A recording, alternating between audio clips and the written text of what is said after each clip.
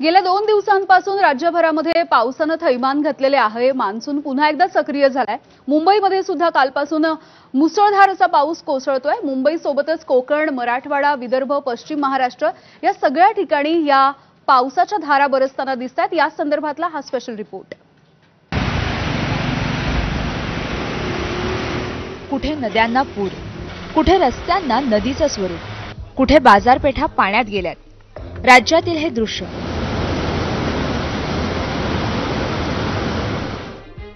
कोकणात मुसळधार पावसामुळे नदी नाल्यांना पूर आलाय। रत्नागिरीच्या नारंगी नदीला पूर आलाय, तर जगबुडी नदीचं पाणी थेट खेड शहरात शिरण्यास सुरुवात झाली आहे। तर गड नदीला आलेल्या पुराचं पाणी संगमेश्वर मधील मागजन बाजारपेठेत शिरलंय। गड नदीकाठच्या कासे, कळंबुशी, वडेरू, नायशी या भागातील शेती पाण्याखाली गेली आहे। जवळपास 7 ते 8 गावांचा संपर्कही तुटलाय। तर चिपळूणच्या वाशिष्ठी नदीने इशारा पातळी गाठली आहे, त्यामुळे प्रशासनही अलर्टवर आलंय। 5 बोटी आणि 10 पथकांच्या मदतीने नगर परिषदेने शहरातील विविध भागात आपले कर्मचारी तैनात केलेत। चिपळूण परिसरात मुंबई गोवा महामार्गावर रस्त्यांना नदीचं स्वरूप आलंय। या वाहतुकीचा फटका मुंबईहून गोव्याच्या दिशेने जाणाऱ्या वाहनांना बसतोय।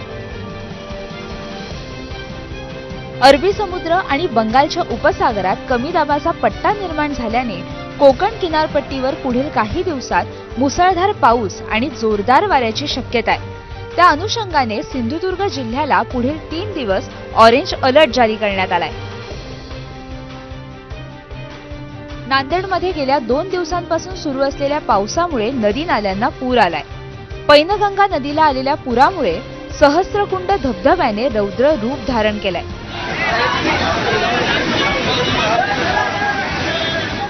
नांदेडच्या आसना नदीच्या पाणी पातळीत वाढ झाल्याने नदीवरील पूल वाहतुकीसाठी बंद करण्यात आलाय।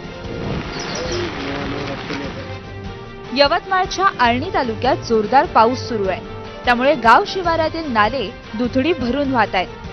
पुराच्या पाण्यातून अंत्ययात्रा काढण्याची वेळ ब्राह्मणवाडातील ग्रामस्थांवर आली आहे। चंद्रपूरच्या वर्धा नदीलाही पूर आलाय, त्यामुळे घुग्गुस गडचंदूर मार्गावरील भोयेगाव पूल हा पाण्याखाली गेलाय।